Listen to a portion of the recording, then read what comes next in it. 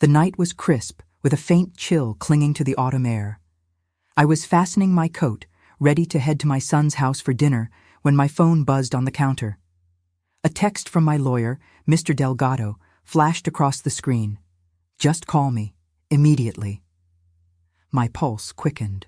Lawyers didn't send messages like that unless something was terribly wrong. I dialed his number with trembling fingers. He answered on the first ring, his voice sharp, urgent.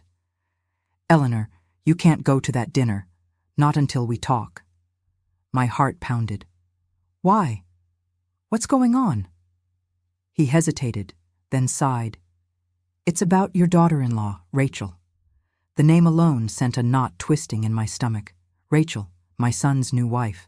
Beautiful, polished, always perfectly dressed. I'd tried to welcome her, even when she treated me like a burden. She was clever, I'll admit. Too clever. "What about her?" I asked, gripping the counter. Mr. Delgado's tone dropped lower.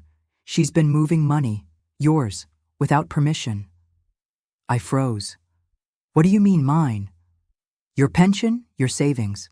Small withdrawals at first, masked as routine. Then larger transfers. It's sophisticated. She knows how to cover her tracks. But we found the pattern. If it continues, you could lose everything." I nearly dropped the phone. My vision blurred, a hot flush creeping up my neck. But how? I never gave her access. "Your son gave her access," he said gently. "Joint accounts, power of attorney he convinced you to sign last year when you were ill. She's exploiting it." The room tilted. I remembered that week, my hip surgery, the pain meds, my son urging me, "Just sign, Mom, it's easier this way. Rachel will help." I had trusted him, trusted her, and now betrayal. I pressed a hand to my chest, struggling for air. "What do I do?" "You meet me tomorrow," Delgado said firmly. "We'll file to revoke access, lock the accounts, change the estate plan. But tonight, be careful. Don't let on that you know." I nodded weakly, though he couldn't see. "Thank you." When the call ended, I sank into a chair. My dinner plans felt like a death march, yet I went, because I had to see them with new eyes. If you're watching this, drop a comment, hit like and subscribe, because this isn't just about money. It's about betrayal from inside your own family and the revenge that follows. I arrived at their house with a bottle of wine, my hands shaking. Rachel greeted me at the door, her smile bright, her perfume strong. "Eleanor, so glad you could make it." She kissed my cheek, but her eyes, sharp, calculating, studied me. Inside, the table was set perfectly. Candles glowed, silverware gleamed. My son Andrew wrapped me in a hug. "Mom, you look great. Rachel worked so hard on this dinner." I forced a smile. "It's beautiful." But as we sat down, my gaze drifted to Rachel's fingers, tapping her phone beneath the tablecloth. Always texting, always scheming. The food tasted like ash in my mouth.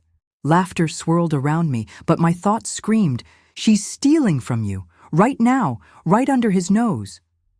At one point, she leaned across the table, her voice dripping honey. "So, Eleanor, have you thought about downsizing? Maybe selling your house? It's a lot for one person." My fork froze midair. She smiled sweetly. "Andrew and I could help manage the funds, make sure everything goes smoothly." The audacity nearly choked me. I set my fork down carefully, swallowing my rage. "I'll think about it," I said calmly. Her eyes glinted, satisfied. But inside, I vowed, "You'll regret this." That night, back in my empty house, I paced the floors until dawn. I thought about every sacrifice I had made. The years of double shifts. The meals skipped so Andrew could have enough. The house I had paid for brick by brick. And now, his wife wanted to erase me like a line item in a budget. No. The next morning, I walked into Mr. Delgado's office. "We fight," I said, slamming my hand on his desk. "We take everything back." He nodded, sliding papers across to me. "Then sign here. This revokes power of attorney. We'll freeze the joint accounts. From now on, Rachel doesn't touch a cent without your approval." I signed with a steady hand. And for the first time in days, I felt powerful again. But revenge isn't just about legal documents, it's about truth. And Rachel's truth was about to come crashing down. The following weekend, Andrew invited me again. This time, I accepted with a plan in motion. Dinner began pleasantly enough. Rachel in pearls, Andrew pouring wine. But halfway through, I set my glass down and cleared my throat. "Andrew," I said, "there's something we need to discuss. Rachel, too." They looked up, curious. I slid a folder onto the table. Inside, bank statements, highlighted withdrawals, signed documents, proof of transfers to accounts in Rachel's name. Andrew frowned, picking up the pages. His face paled. "What is this?" Rachel's smile flickered. "That can't be right." "It's very right," I interrupted, my voice sharp. "You've been draining me, Rachel. Every dollar you stole is listed there." Andrew's eyes darted to his wife. "Tell me this isn't true." But she was silent. Her silence was the loudest confession of all. Andrew's face flushed red as he dropped the papers. "Rachel, is this real?" she stammered, reaching for his hand.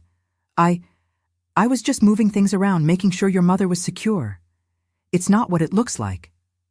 I leaned forward, my voice cold. "It's exactly what it looks like. Theft, fraud, betrayal." Andrew pushed back from the table, pacing. "How could you? After everything my mother's done for me?" Rachel's mask cracked. Her sweet smile hardened into steel. "Don't be naive, Andrew.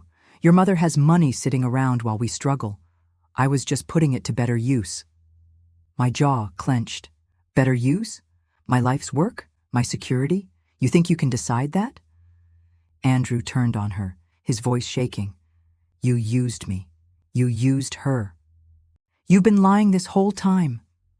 Rachel's eyes blazed. "You wouldn't have had a future without me. I made you ambitious. I pushed you forward. And this," she jabbed a finger at the documents, "was going to give us freedom." "No," I said sharply. "It was going to give you control. And now it's over." I slid another folder across the table. "Mr. Delgado has already filed. Power of attorney revoked. Accounts frozen, every penny locked." Rachel's face drained of color. Andrew stared at me. You already did this?" "Yes," I said firmly. "Yesterday, before tonight, because I will never let anyone erase me again." Rachel stood abruptly, her chair scraping. "You can't just cut me out like this." I rose too, meeting her glare. "Watch me." The weeks that followed were chaos. Rachel tried everything, pleading, crying, even threatening lawsuits. But Delgado was sharper. Every attempt bounced off ironclad paperwork. Andrew moved back into my guest room temporarily, his marriage crumbling under the weight of truth. I watched him wrestle with shame, ashamed of what she'd done, ashamed of his blindness. One night, he sat at my kitchen table, head in his hands. "Mom, I don't know how to fix this." I placed a hand over his. "You fix it by remembering who you are, by never again letting someone twist you against your own blood." He nodded, tears in his eyes. Rachel, meanwhile, faced her own reckoning. Word spread quickly. Her relatives, her friends, even her employer learned about the scandal. Invitations dried up, doors closed. The woman who had once strutted through life with pearls and polished smiles now skulked through grocery stores avoiding eye contact. Justice, slow and steady. But revenge isn't just about watching someone fall. It's about reclaiming what they tried to take. I poured my energy into rebuilding my life with freedom. I invested in small charities, volunteered at the hospital where I'd once worked. I reconnected with friends who reminded me of joy outside family drama. And most importantly, I strengthened my bond with Andrew. Slowly, painfully, he worked to earn back my trust. He apologized, truly apologized, one evening as snow fell outside. "I'm sorry for letting her near you," he said, voice raw. Sorry for pushing you to sign those papers. I thought I was helping, but I was blind. You raised me better." I held his face in my hands, just as I had when he was a boy. "Then prove it. Live better. That's all I ask." Months later, divorce papers were signed. Rachel left town, her reputation in ruins. Andrew started fresh, humbler, wiser. And me? I sat by my fireplace one evening, sipping tea, the crackle of logs warming the silence. The piggy bank of my life, the savings, the sacrifices, the dignity, was safe again. I thought about the night of that urgent text, the way my stomach dropped, the fear that clawed at me. And I thought about Rachel's face when the truth hit the table. That was my victory. Because revenge isn't always about shouting or fighting or even punishment. Sometimes it's as simple as standing tall, protecting what's yours, and refusing to be erased. And I had done exactly that. Have you ever faced betrayal? Share your story in the comments. And don't forget to subscribe. Revenge is refusing silence forever.